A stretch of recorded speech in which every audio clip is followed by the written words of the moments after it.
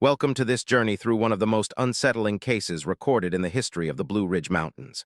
Before we begin, I invite you to leave in the comments where you're watching from and the exact time you're listening to this narration.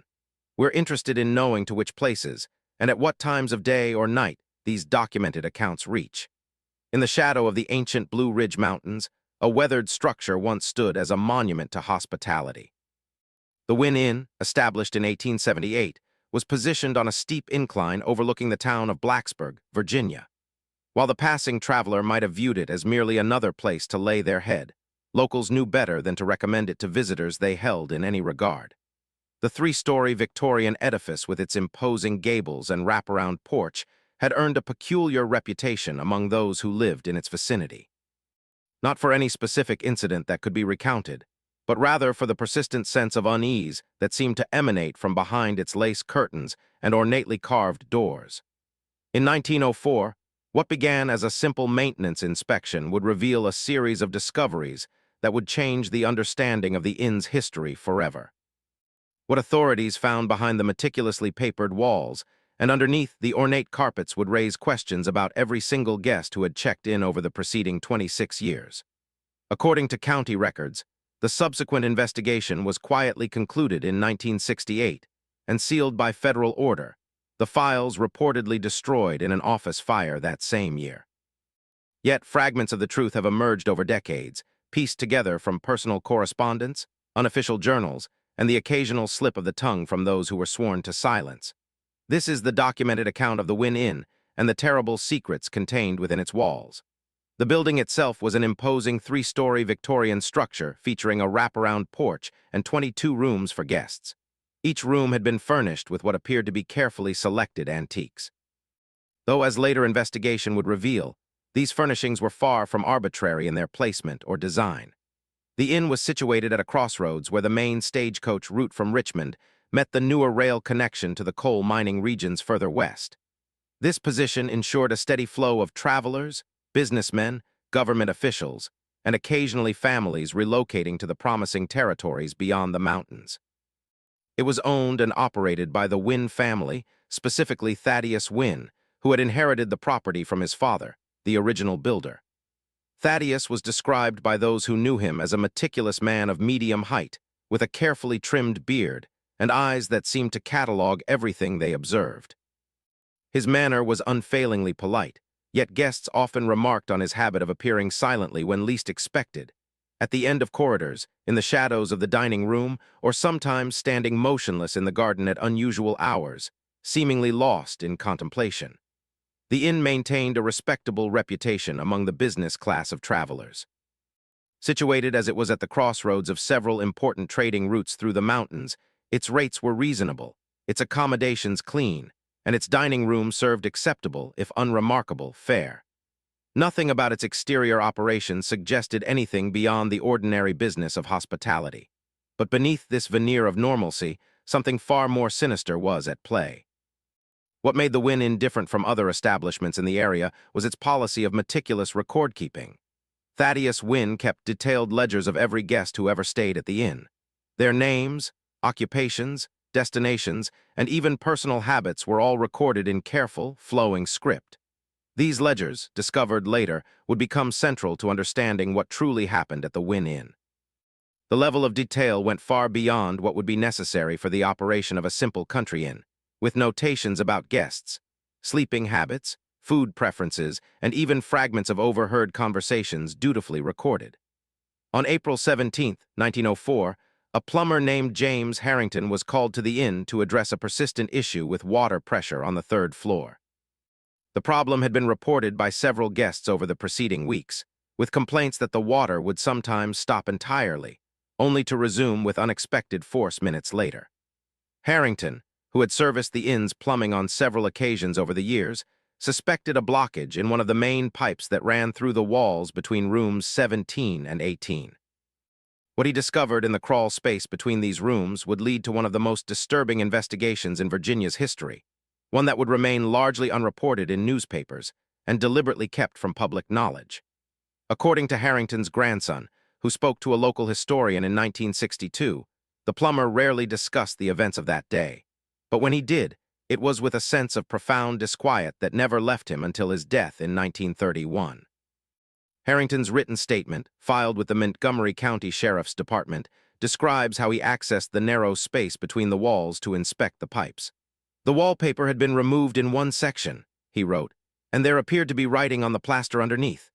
When he held his lantern closer, he could make out what looked like a list of dates and initials along with other markings he couldn't decipher. The writing was not in a single hand, but appeared to be the work of multiple individuals, some portions neatly printed, while others were scratched hastily, as if in great agitation or under severe time constraints. This discovery might have been dismissed as the scribblings of previous workers, except that Harrington noticed something else, a small metal box embedded in the wall.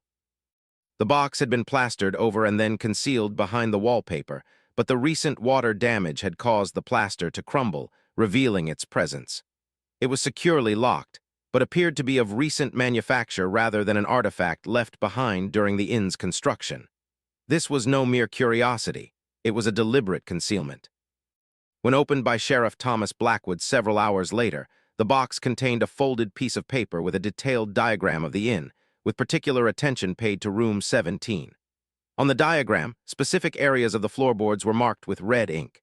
Notations in the margins referred to observation points, auditory channels, and influence markers, terms that meant little to the sheriff at the time, but would take on disturbing significance as the investigation progressed.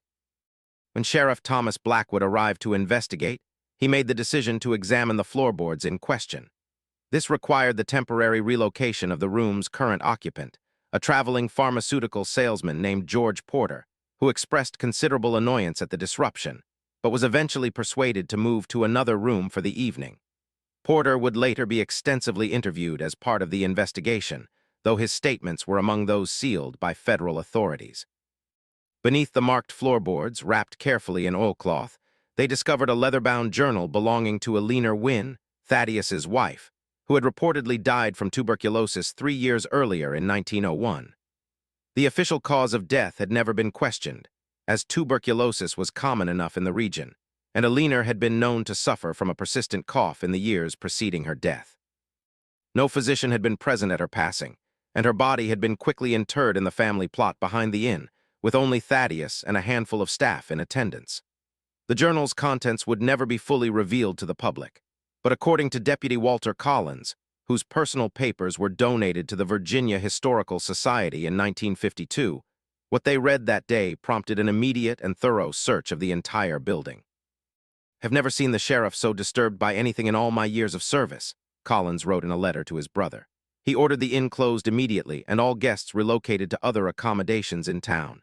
When questioned about this unusual action, he would say only that it was a matter of public safety and that explanations would be forthcoming when appropriate.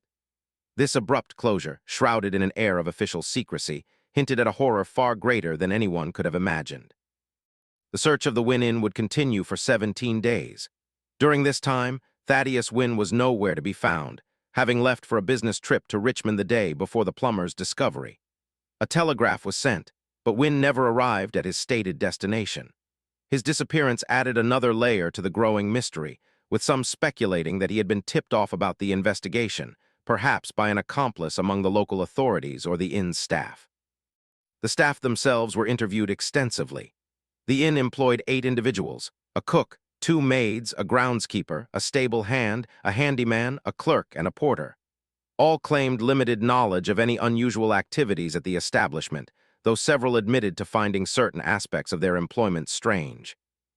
The cook, Margaret Wilson, stated that Thaddius Wynn had specific requirements for meals served to guests in particular rooms, requirements that sometimes involved unusual ingredients or preparations that varied according to some system she couldn't discern. One of the maids, Sarah Jenkins, reported that she had been instructed never to clean room 17 unless specifically directed to do so by Thaddius himself, and even then only under his direct supervision. The handyman, Robert Taylor, admitted to installing various modifications to the rooms over the years, but claimed he had simply followed Wynn's detailed instructions without questioning their purpose. As investigators moved methodically through the inn, they discovered that nearly every room contained hidden compartments, secret panels, or unusual modifications. In room 8, the floorboards had been designed to be removed, and replaced without showing any evidence of disturbance. The space beneath contained what appeared to be acoustic equipment, early listening devices connected to small tubes that ran through the walls. The very fabric of the inn, it seemed, was designed for clandestine observation. In room 14, the back of the wardrobe opened into a concealed observation space, just large enough for a person to stand in darkness while observing the room's occupant through tiny holes drilled in the wardrobe's ornate carvings. Room 22 featured a complex system of speaking tubes, allowing conversations to be heard from the proprietor's office on the first floor. These tubes had been cleverly disguised within the room's decorative elements, behind a painting, within a bedpost, and under the writing desk. The degree of engineering skill involved in these modifications suggested both considerable expense and expertise far beyond what might be expected of a country innkeeper. But it was room 17 that contained the most disturbing elements. The room itself appeared ordinary at first glance. A comfortable bed with a carved headboard, a writing desk positioned near the window, a wardrobe against one wall, and a washstand with a porcelain basin.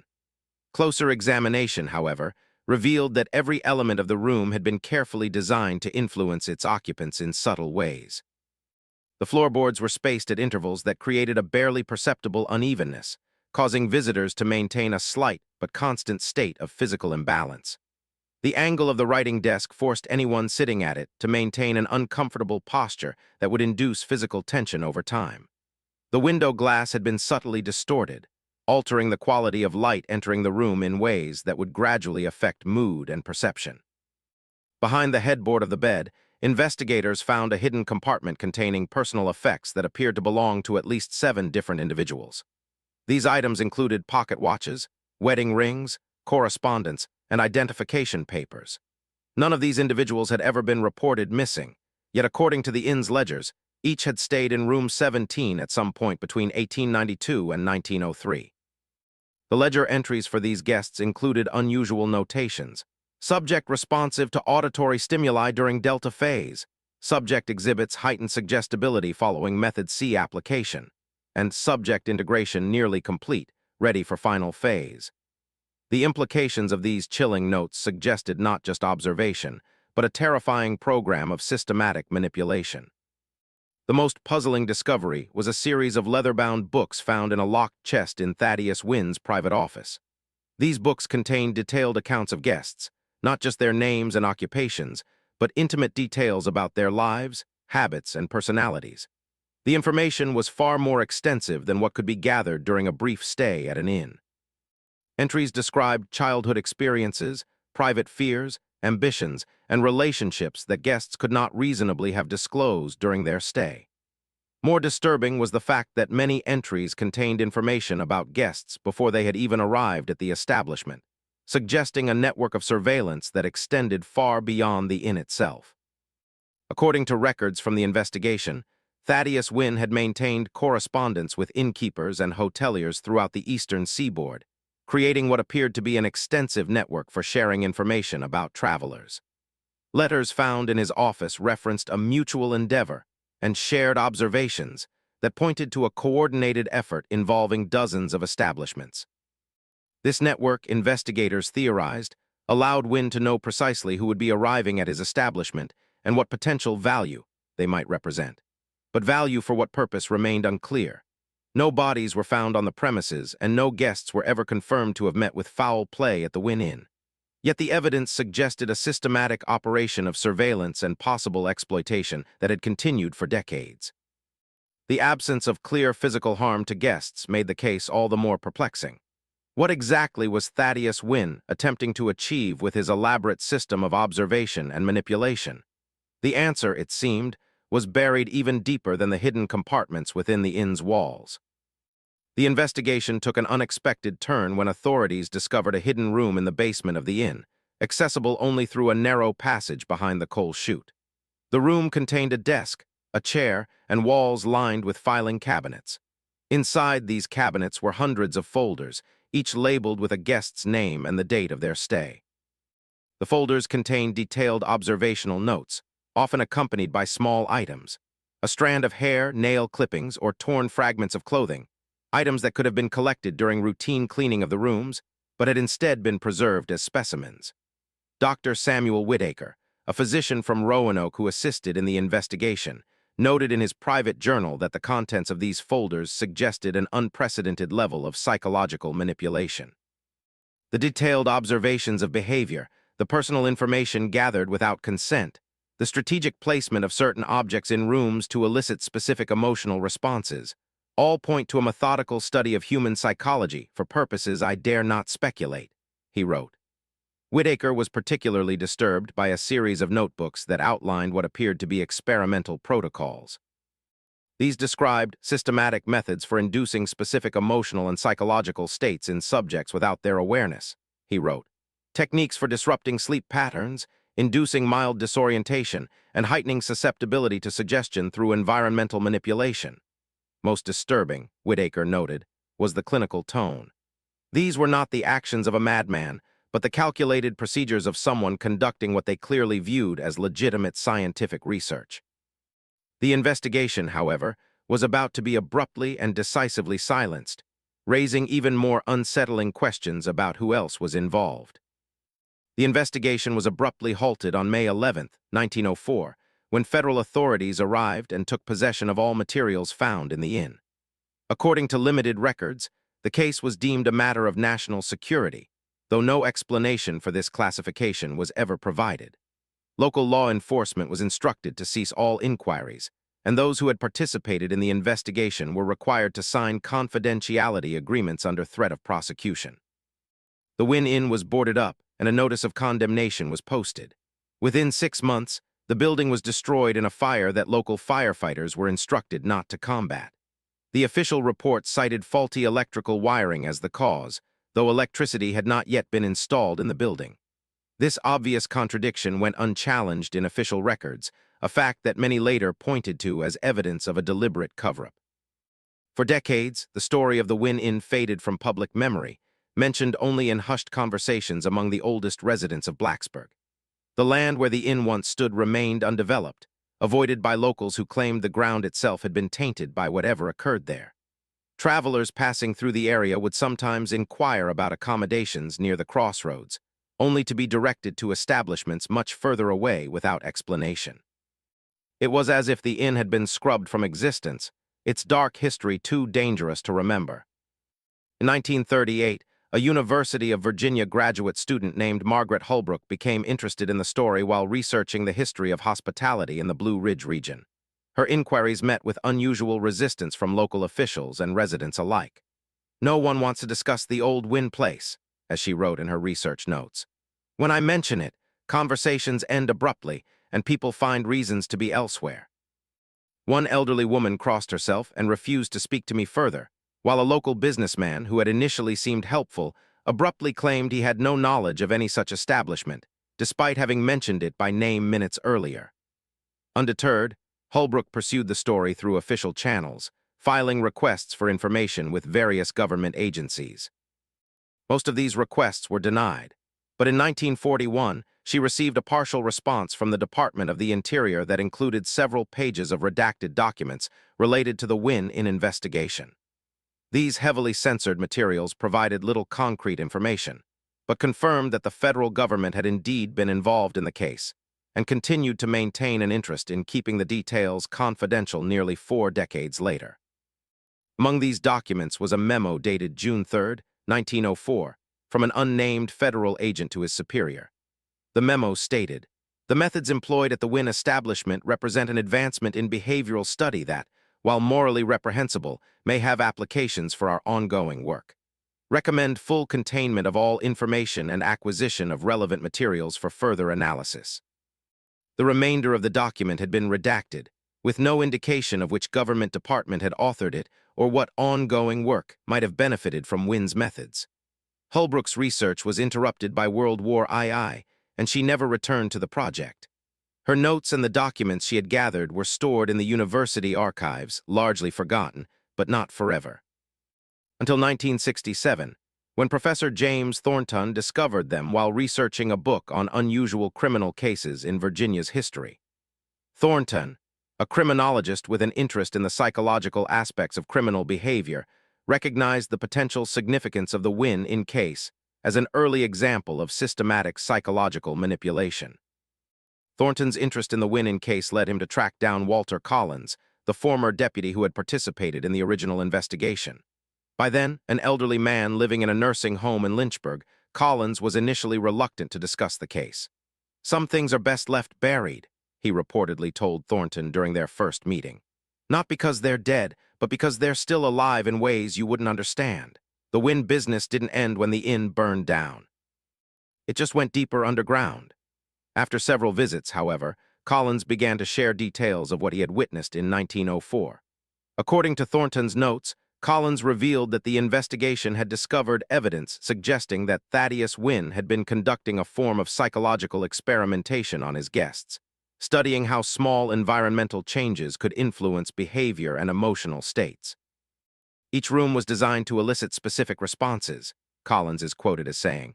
The positioning of furniture, the colors of the walls, even the spacing of floorboards, everything was calculated. Wynn would make small changes between guest stays and record the differences in their behavior. Some rooms were designed to induce melancholy, others to provoke anger or fear. Room 17 was reserved for what Wynn called the culmination, though what that meant we never determined. The implications were chilling. The inn was a meticulously crafted human laboratory. Collins described how guests who stayed in certain rooms would report unusual dreams or inexplicable mood changes. A businessman who was known for his even temperament became irrationally angry during a 3-night stay in room 9. He said a woman who had never shown any signs of nervous disposition suffered from paralyzing anxiety after spending just 1 night in room 14. These effects sometimes persisted long after the guests had departed, as we discovered when attempting to contact previous patrons during our investigation. Collins also revealed that Eleanor Wynn's journal contained disturbing accounts of her husband's gradual transformation from a curious observer of human nature to an obsessive manipulator. She wrote about how he would stay awake all night listening through the speaking tubes to guests' conversations, their moments of private despair or joy. Collins said he seemed particularly interested in dreams. He had devised methods to influence what people dreamed about while staying at the inn. According to Collins, Eleanor had initially supported her husband's interest in human behavior, even assisting in his early observations. But as his methods became more intrusive and manipulative, she began to express concerns. Her journal entries from the year before her death described increasing fear of her husband and suspicion that she herself had become one of his subjects. "I find my thoughts turning in directions that do not feel like my own," she wrote in one entry that Collins quoted from memory. "I wonder if the tea he insists on preparing for me each night contains more than the herbal remedy he claims."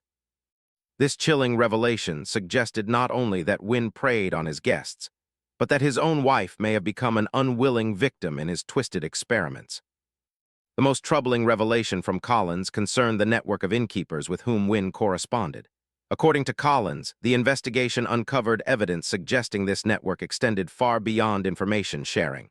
"These weren't just innkeepers," he said. "Doctors, lawyers, government officials, they were all part of it. They called themselves the Observatory. They believed they were creating a science of human behavior, something they could use to control people." The Observatory, as described in the correspondence, viewed their work as pioneering research that would eventually allow for the systematic influence of human behavior on a societal scale. They shared techniques, results, and subjects, directing certain travelers to each other's establishments for continued observation and experimentation. Their letters referred to a graduated protocol that would begin with subtle environmental manipulations and progress to more direct interventions in the subject's psychological state. Thornton's research into the Wynn case ended as abruptly as the original investigation. In January 1968, while driving to an interview with another potential witness, his car went off the road near the old property. His body was recovered, but his research materials were never found. The official report listed the cause of death as a heart attack while driving, resulting in the accident. No autopsy was performed, despite requests from Thornton's colleagues at the university, who noted that he had no history of heart problems and had passed a physical examination just 2 months earlier. The uncanny coincidences surrounding anyone who delved too deeply into the Wynn Inn case were becoming impossible to ignore. That same year, a small fire in the Montgomery County Record's office destroyed numerous files, including all remaining documentation related to the Wynn Inn investigation. The university archives, where Margaret Holbrook's materials were stored, suffered a break-in, with her collection among the only items taken. Walter Collins passed away in his sleep 1 week after his final meeting with Thornton, leaving no written account of his experiences beyond what Thornton had already documented. The story might have ended there, lost to time and deliberate erasure, if not for a discovery made in 1965 during the construction of a new highway through the Blue Ridge Mountains, approximately 20 miles from the former site of the Wynn Inn. This chronological departure from the narrative sequence represents information that came to light only after Thornton had begun his research, contributing to his determination to uncover the full story despite growing resistance. Workers excavating the hillside for the road uncovered a small cave entrance that had been sealed with stones. Inside, they found a leather trunk containing papers, books, and personal effects belonging to Thaddius Wynn. Among these items was a journal describing in clinical detail what he called the grand experiment. The journal had evidently been hidden in the months following his disappearance in 1904, perhaps with the intention of retrieving it at a later date, an intention never fulfilled. According to limited accounts from workers who saw the contents before authorities confiscated them, Wynn's writings revealed that the inn had been designed from the beginning as a laboratory for studying human behavior under controlled conditions. Each room represented a different experimental environment, carefully crafted to test specific hypotheses about emotional and psychological responses. The journal contained architectural drawings showing how the structure had been modified over time, with new elements added as Wynn refined his techniques. The evidence was undeniable. The Wynn Inn was a vast, sinister machine, meticulously engineered to probe the human mind. More disturbing were Wynn's notes about graduated exposure, a process by which he would incrementally increase the intensity of the psychological stimuli applied to returning guests, measuring their changing responses over time. Returning travelers were particularly valued subjects, as they allowed for longitudinal studies of the effectiveness of various techniques. Room 17, it seemed, was where guests who had stayed multiple times would eventually be placed, exposed to the culmination of Wynn's manipulations. In this room, according to fragments of information that emerged from those who had seen the journal, Wynn attempted to achieve what he called complete environmental control, a state in which every aspect of a subject's experience, from sensory input to emotional response, could be directed without their knowledge or consent. The specific techniques employed remained unclear, but the workers who discovered the trunk described diagrams of the room that showed complex modifications to lighting, airflow, sound transmission, and even the chemical composition of materials used in furnishings. What exactly happened to guests in room 17 remains unclear. No definitive evidence of murder was ever found.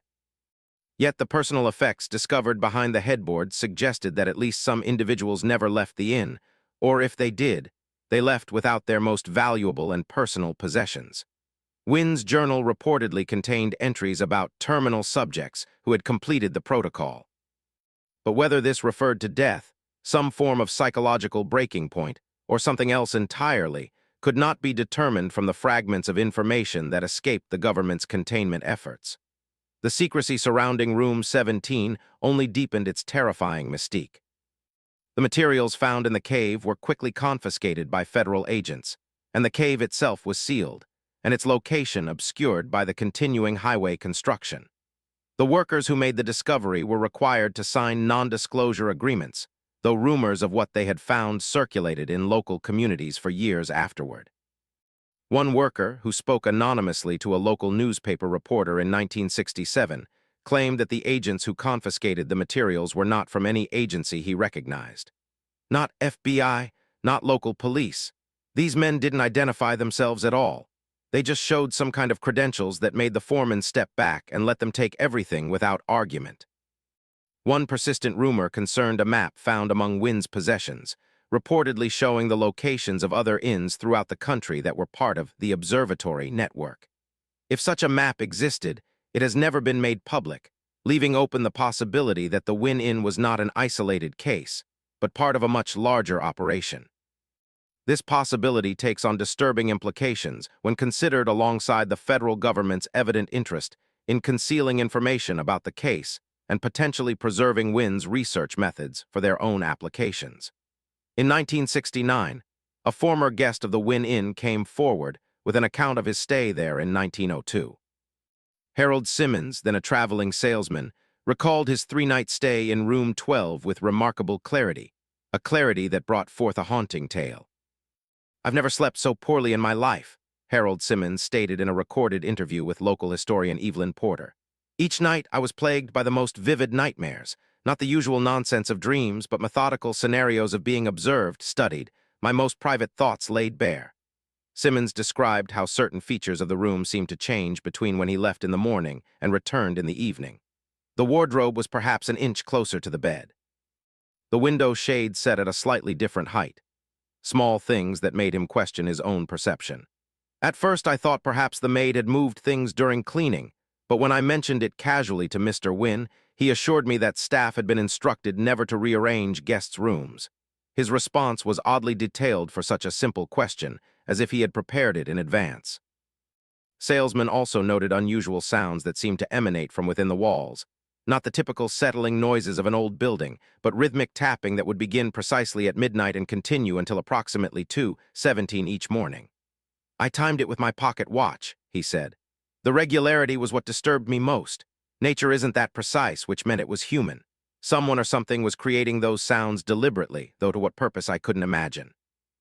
On the final night of his stay, Simmons awoke to find Thaddius Wynn sitting in the chair in the corner of his room, simply watching him.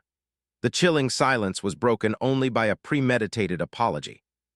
When I asked what he was doing, he apologized most profusely, claiming that he had confused the rooms while checking on another guest, who had requested a late-night remedy for indigestion. But his eyes, they held no embarrassment or surprise at being discovered. They were calculating, as if my reaction was exactly what he had come to observe. Simmons checked out the following morning and never returned to the area until decades later, when news of Professor Thornton's research reached him through an old colleague. His account provides one of the few first-hand descriptions of Wynn's methods from someone who recognized, at least partially, what was occurring. Most guests, it seems, either noticed nothing unusual or attributed any strange experiences to the typical discomforts of travel or their own tired minds. Another account came from Emily Patterson, who had worked briefly as a maid at the inn in 1899. In a letter to her sister, discovered among family papers in 1966, Patterson described how Thaddius Wynn would interview potential employees extensively before hearing them, asking questions about their sleep habits, their ability to keep secrets, and whether they were troubled by dreams. "He seemed almost disappointed when I told him I rarely remember my dreams," she wrote. "It was as if he was looking for some quality in me that I didn't possess." Patterson's letter described her growing unease with certain aspects of her employment. "Mr. Wynn has very specific instructions about how rooms are to be prepared," she wrote. "The angle of the mirrors, the placement of the lamps, even how the bed sheets are to be folded, all must be done exactly as he directs."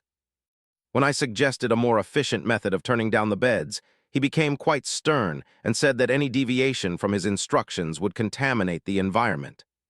The choice of words, "contaminate the environment," was particularly unsettling, more akin to a scientist's laboratory than a country inn. "It was an odd choice of words," Emily Patterson wrote, "more like what a doctor might say about a surgical room than an innkeeper about guest accommodations." After 3 weeks of employment, Patterson was assigned to clean room 17 under Wynn's supervision. "He stood in the doorway, watching my every move," her letter recounted. "The room itself seemed ordinary enough, though there was a heaviness to the air that made it difficult to breathe comfortably. As I dusted the writing desk, I noticed small holes drilled into the underside, too neat to be wormholes and too deliberate to be flaws in the wood. When I bent to examine them more closely, Mr. Wynn quickly directed my attention elsewhere, asking me to focus on cleaning the mirror according to his precise instructions." Patterson left her position the following day, claiming a family emergency. In her letter, she admitted this was a fabrication. "I could not bear another day in that place. There is something wrong there, something I cannot name but feel in my very bones. Mr. Wynn watches us all, not just the guests, but the staff as well. I feel we are all part of some experiment whose purpose I dare not contemplate." The most recent development in the Wynn Inn case came in 1968, when an anonymous donor provided the Virginia Historical Society with a collection of letters purportedly written by members of the Observatory between 1890 and 1903.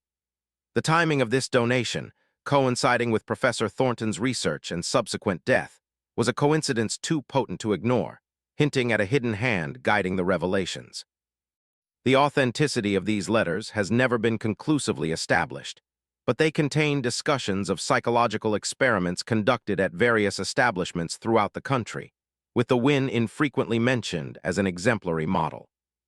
The timing of this donation, coinciding with Professor Thornton's research and subsequent death, has led some to speculate that the letters may have been provided by someone with knowledge of the original investigation, who wished to ensure that some record of the observatory survived the apparent efforts to erase it from history. These letters outline a philosophy that viewed traditional morality as an impediment to scientific advancement. To truly understand the human mind, one letter states, we must be willing to observe it under conditions of extreme duress, in moments of profound emotional and psychological disturbance. Only then can we map the true boundaries of consciousness and perhaps extend beyond them. The writer goes on to argue that obtaining consent from subjects would invalidate the results, as awareness of being observed would alter behavior in ways that would render the data useless. The correspondence refers to various establishments throughout the eastern United States that had been modified to serve as observation posts, hotels, inns, and boarding houses where travelers could be studied without their knowledge. These locations had apparently been selected for their isolation, the transient nature of their clientele, and the ease with which they could be modified to include observation spaces and environmental controls. The Wynn Inn was described as the most advanced of our facilities, capable of environmental modulations of unprecedented subtlety. This vast, interconnected web of manipulations stretched across the country, weaving a tapestry of psychological control. The letters also make reference to a culmination that was to occur at the Wynn Inn in the autumn of 1904. An event described as the final synthesis of our collective work, the demonstration that will validate our methods and secure our legacy. What this culmination might have entailed remains unknown, as the discovery of the hidden writings in April of that year apparently disrupted whatever had been planned. One letter dated March 1904 mentions preparations for the arrival of the delegation and the need for subjects at various stages of the protocol to be present for observation. Perhaps most disturbing are the references to permanent acquisitions, individuals who had been selected for continuous study based on their particular responsiveness to the techniques employed. These subjects were apparently transferred between different facilities within the network, their disappearances explained through various means that would prevent inquiry, changes of employment, fictional family emergencies, or opportunities too good to refuse in distant locations. Whether these acquisitions were maintained under some form of psychological control or physical confinement is not clear from the available fragments of correspondence. Today, the land where the Wynn Inn once stood remains undeveloped, a grassy field bordered by trees that have reclaimed the edges of the property. No marker indicates the significance of the site, and most residents of the area are unaware of its history. The road that once led travelers to its doors has long since been rerouted, and the crossroads it served now features a modern gas station and convenience store. Yet, the physical absence does little to quell the haunting echoes of its past. Occasionally, historians or curious locals visit the site, but there is little to see. No foundation remains visible. No artifacts have surfaced despite decades of natural erosion. Yet something of the Wynn Inn's legacy persists in the academic literature of psychology and behavioral science. Certain methodologies for studying environmental effects on emotional states bear striking similarities to Wynn's techniques, though without attribution.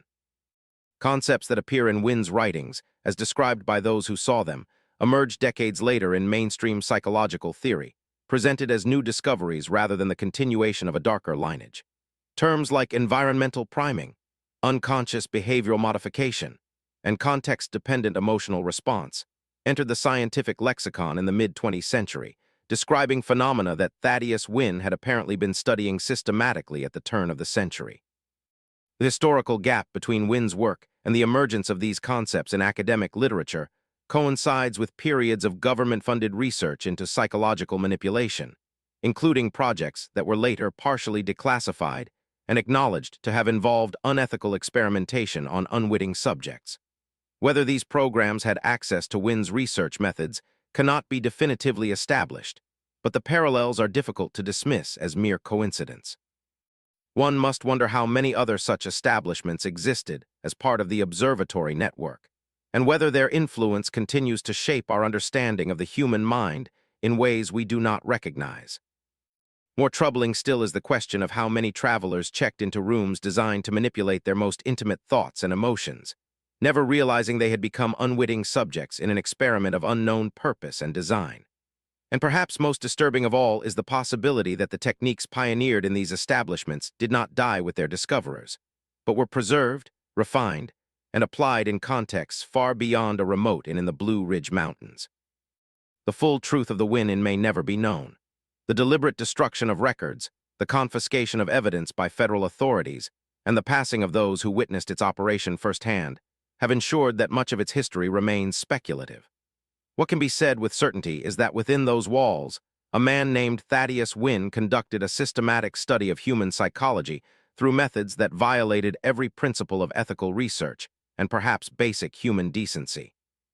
The extent of harm caused to those who stayed at the inn cannot be fully quantified, but the fragments of evidence that have survived suggest that at least some guests left with psychological wounds that never healed, alterations to their perceptions, emotions, and behaviors that persisted long after they had returned to their normal lives. The enduring psychological scars hint at a depth of violation far greater than any physical injury.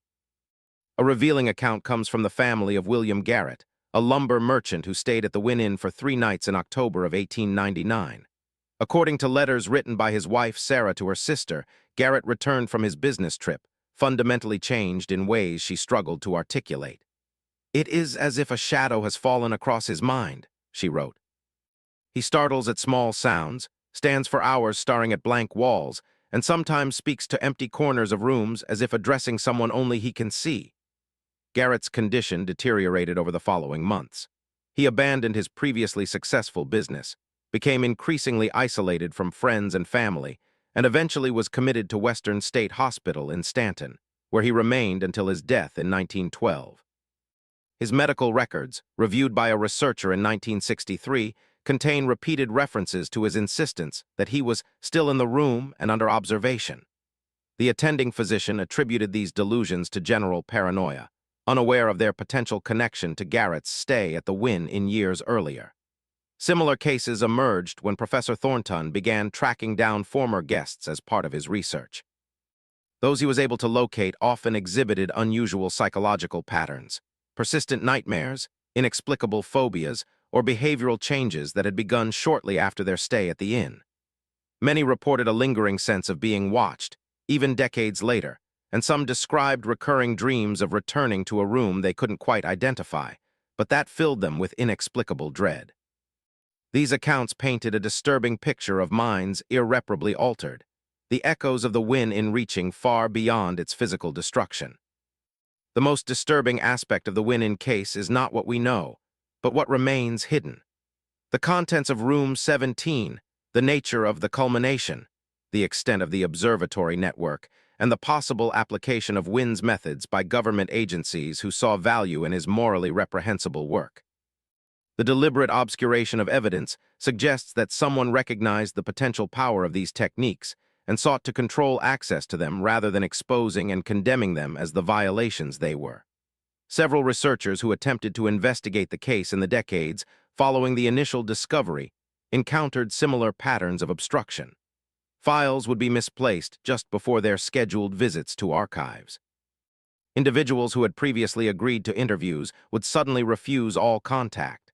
Photographs of the inn would disappear from collections where they had been reliably cataloged for years. These incidents could be dismissed as coincidences or the natural challenges of historical research, except for their consistent association with this particular case and their unusual frequency.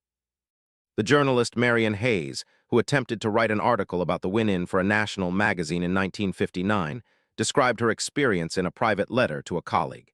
"It's as if the story doesn't want to be told. Every lead evaporates upon examination. People who should have knowledge claim ignorance or refuse to speak.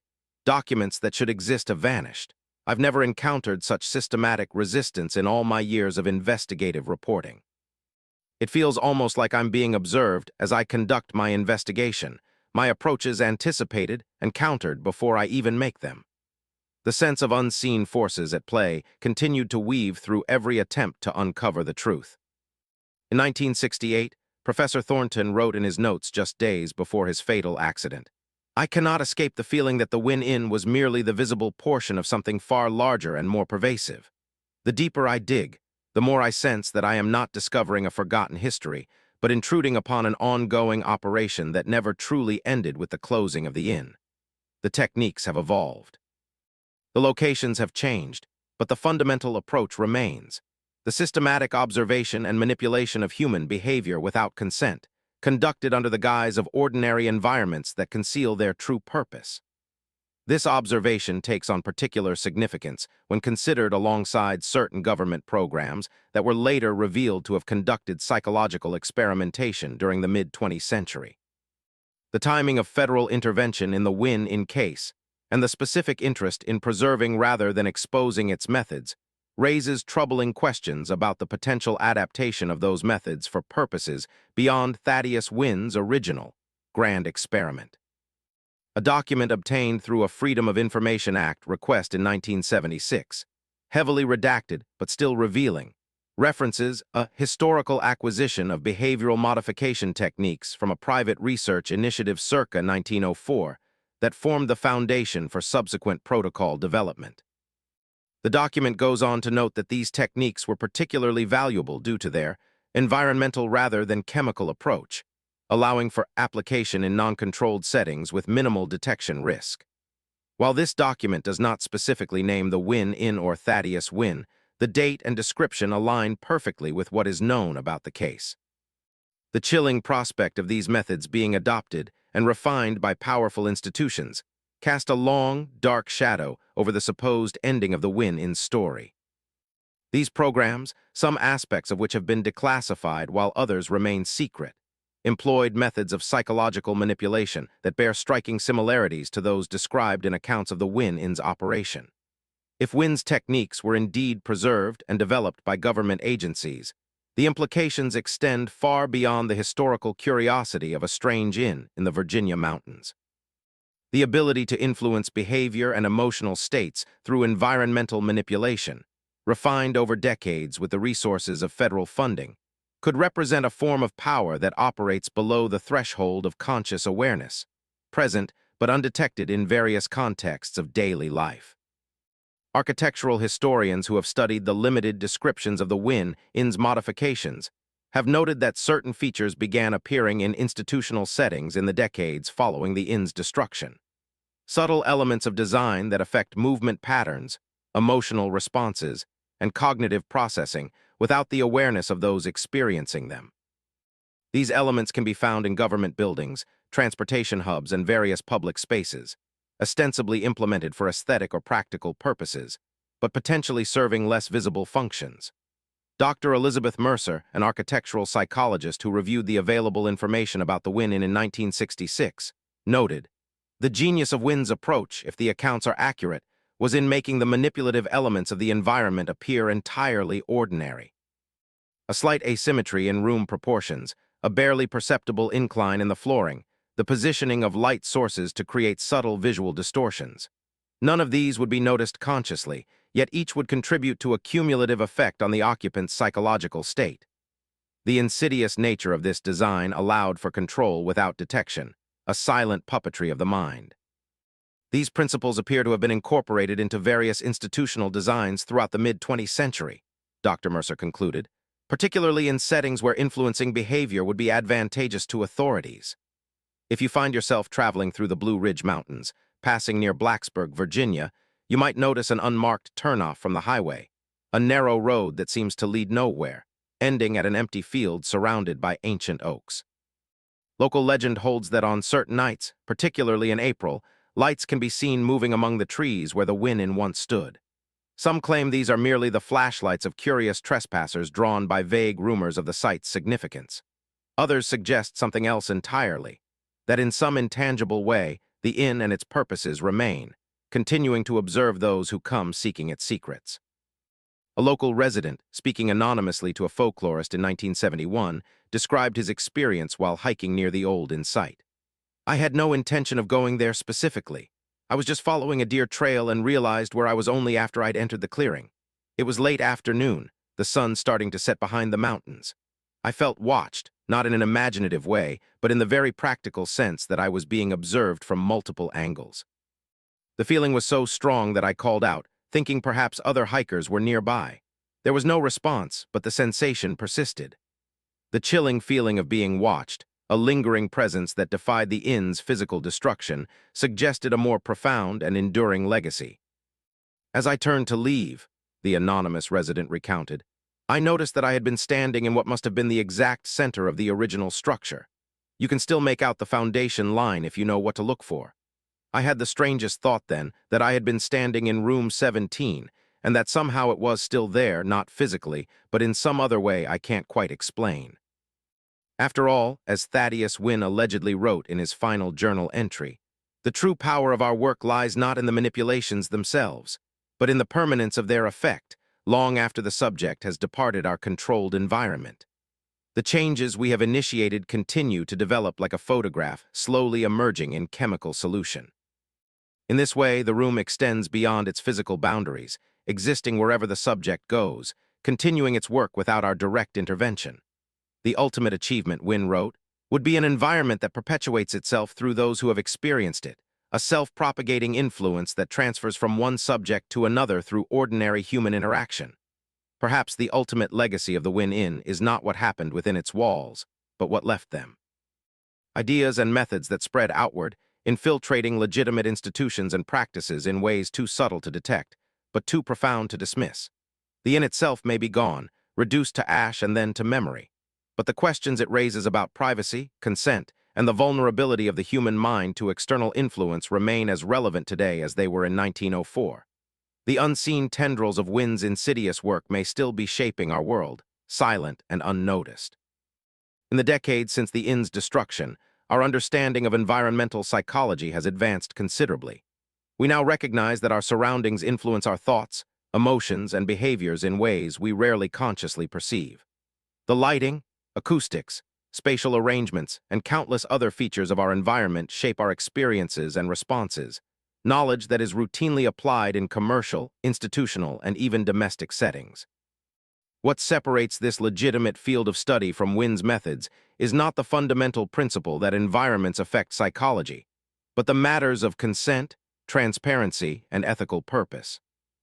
The techniques pioneered at the Wynn Inn represented a dark application of this knowledge, using environmental manipulation not to enhance well-being or efficiency, but to exert control without awareness, to observe without consent, and to alter psychological states for purposes known only to the observer.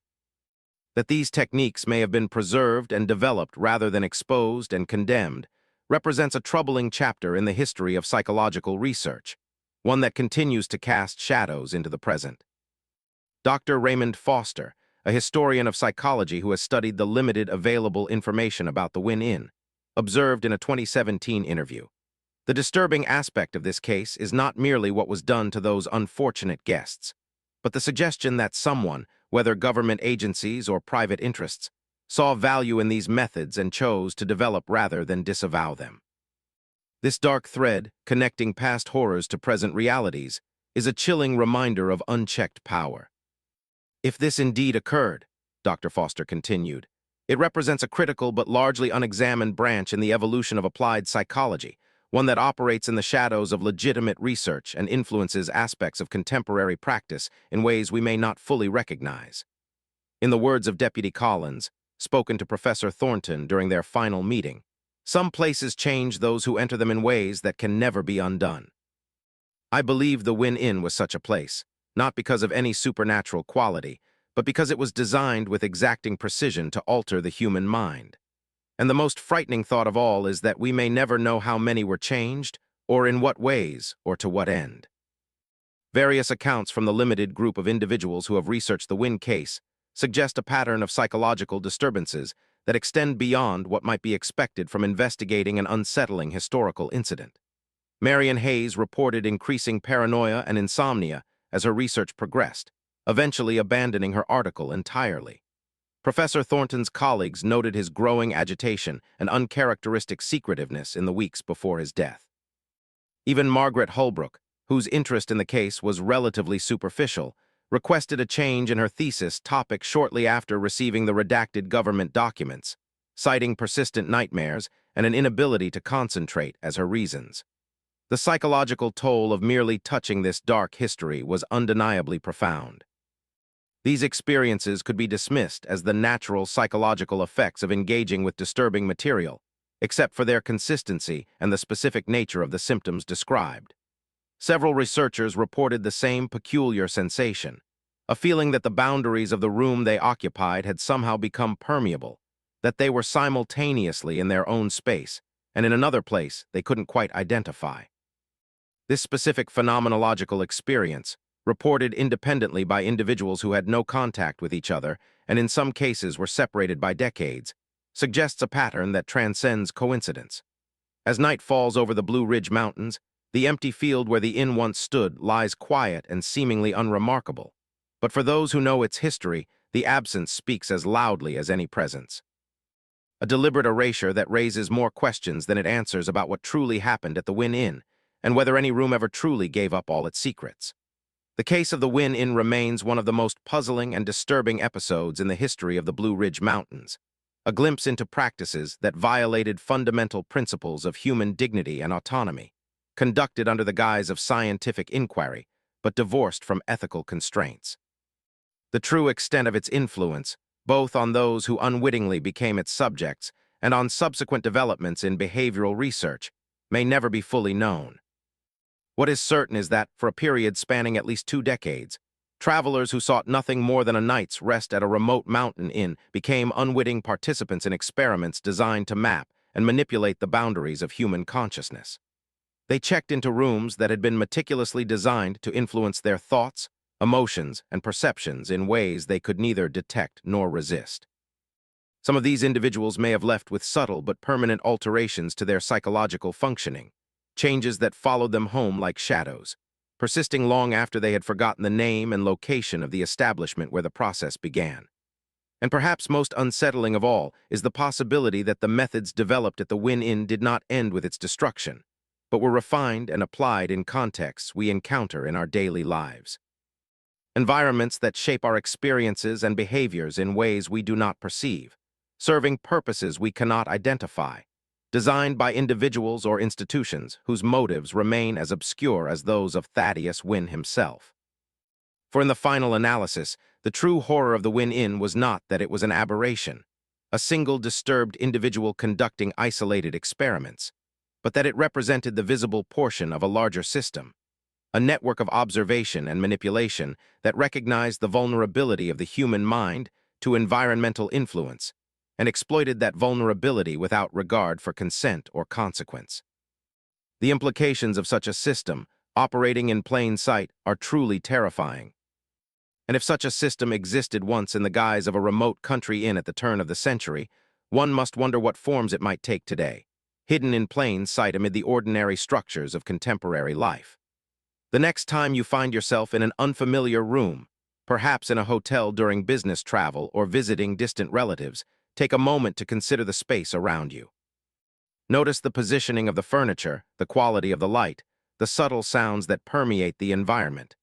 Consider how these elements make you feel, how they might be influencing your thoughts and emotions in ways too subtle to immediately perceive. And perhaps, just perhaps, spare a thought for those who checked into room 17 at the Wynn Inn, never suspecting that the very space around them had been designed as an instrument of psychological manipulation, a room that, in some intangible way, they might never truly leave behind. What do you believe happened to the guests of room 17? Do you think the methods of the observatory truly died with the Wynn Inn, or do they continue to influence us today? Share your thoughts in the comments below, and if you're drawn to stories from the darkest corners of history, make sure to like this video and subscribe for more macabre mysteries. Your support helps us uncover these hidden truths.